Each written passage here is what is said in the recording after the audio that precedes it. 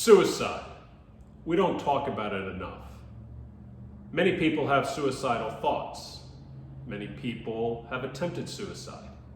Many more people are on self-destructive paths, which is the same as suicide, just slower. When you first go into a 12-step meeting that deals with gambling, you are asked the 20 questions. Question number 20, have you ever considered suicide or self-destruction as a result of your gambling? I answered no at my first meeting because I didn't have any suicidal thoughts. I should have said yes, because I was very self-destructive. I was slowly killing myself. I was slowly committing suicide, yet I didn't even know it. Now, why do some people consider death by suicide? What is their pain? What is your pain? Why do you think that is your only way out? I'm going to talk to you about suicide from several points of view.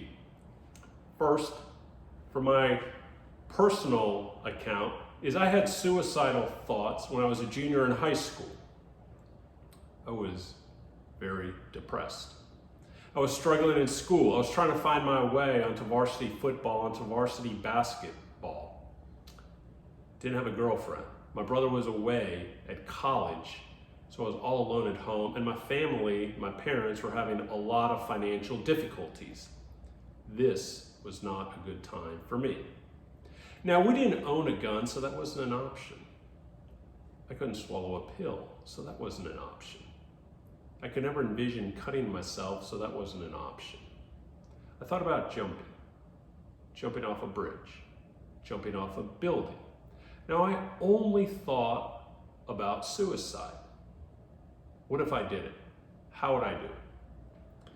After college, I asked my best friend if he ever had any suicidal thoughts, and he said no. This scared me. I felt alone. I felt misunderstood. I didn't think anyone would understand if I brought it up again. So I never told or asked anybody else. This was my secret. Now, when I came into 12-step meetings, you would sometimes see a person one day, and the next day, you'd find out that they committed suicide. Now, this kind of shakes you. OMG, oh my God. And this happened 3 times earlier in my recovery. Twice in 12-step meetings that deal with alcohol, once with 12-step meetings that deal with gambling.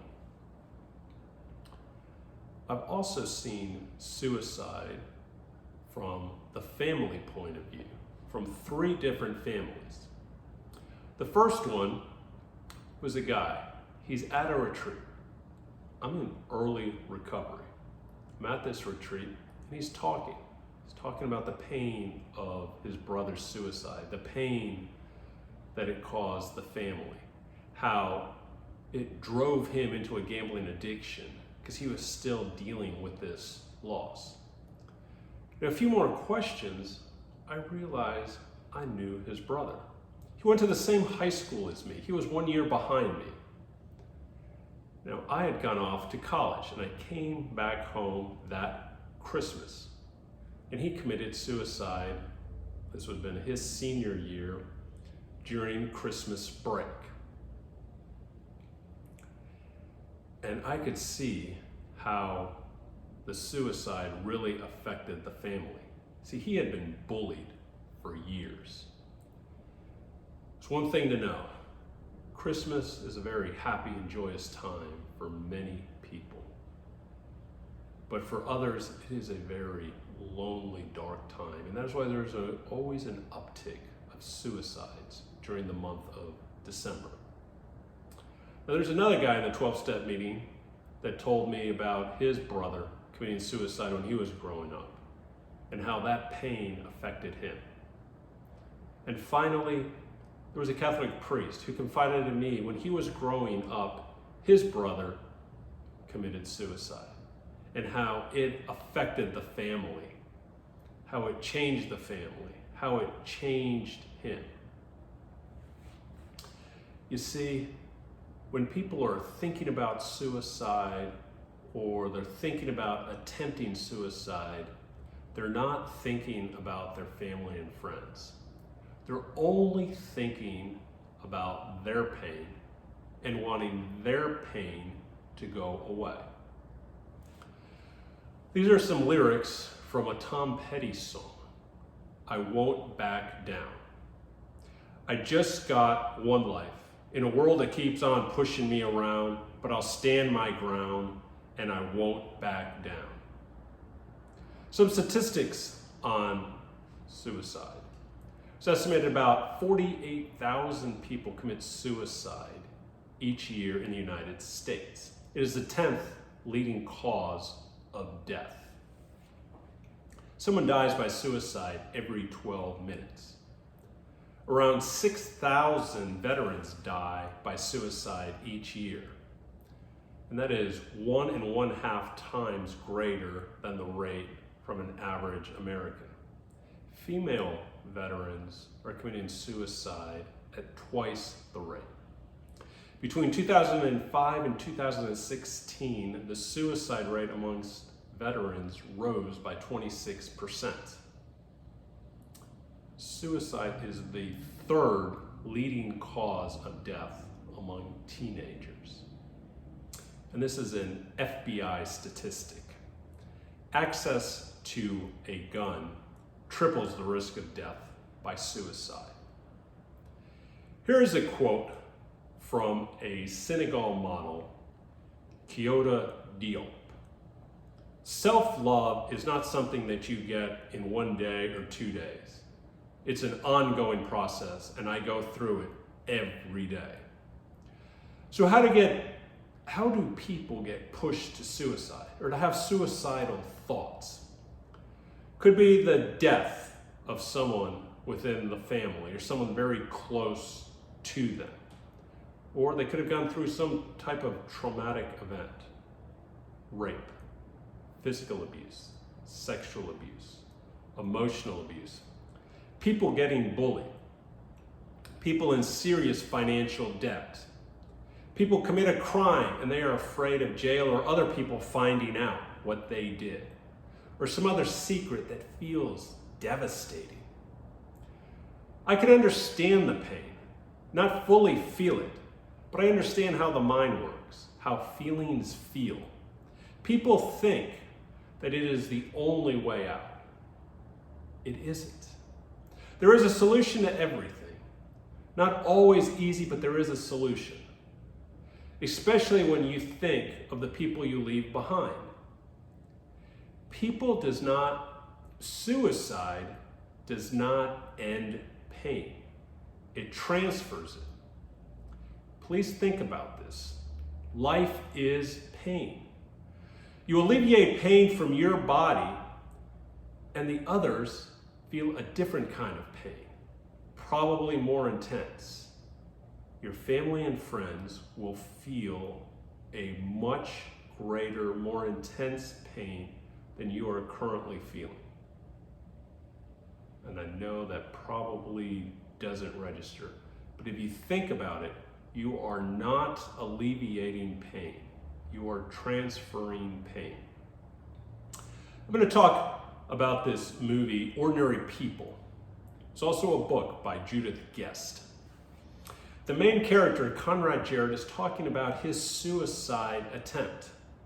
And he was asked, well, what was it like? And this is what he says. You fall into a hole, and it keeps getting bigger and bigger, and you can't get out. Then all of a sudden, it's inside. You are the hole. You are trapped, and it's all over. You see, this scene talks about how our mind works. We have talked about how our brains and how powerful our brains function. Our brains and minds can take us to such highs and to take us to such lows. That is why we can self-destruct or we can heal. While we can see the glass is half full or half empty. I can say this. It seems like the only solution, suicide, seems like the only solution because the pain is so great. I believe that there is always options and solutions. Please look at other options and solutions. Talk to people. Tell people about your pain. You will be surprised that someone could come up with a solution, or at least have a comforting hug or a listening ear. We live each day, 24 hours.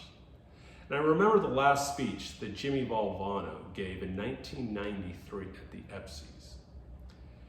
He was a coach for North Carolina State, and he gave this speech 6 months before he died of cancer. And he talks about, don't give up. Don't ever give up. And he's talking about the perfect day, the full day. You do 3 things. You laugh, you think, and you're moved to emotions. You feel like you are moved to tears, either in happiness or in sadness. That is a full day. Laughter, thinking, feeling. My thoughts: live and be grateful. Wake up each day and be grateful for your life. Miracles happen. Don't stop before the miracle happens. Miracles happen in my life. God placed wonderful people in my life. It also requires hard work. So remember, gratitude, hope, and work can move mountains. I'm going to finish with some lyrics from this song by Peter Gabriel, Don't Give Up. Don't give up because you have friends. Don't give up, you are not the only one. Don't give up, no reason to be ashamed. Don't give up, you still have us. Don't give up now, we're proud of who you are. Don't give up, you know it's never been easy. Don't give up, because I believe there's a place. There's a place where we belong. Life is wonderful.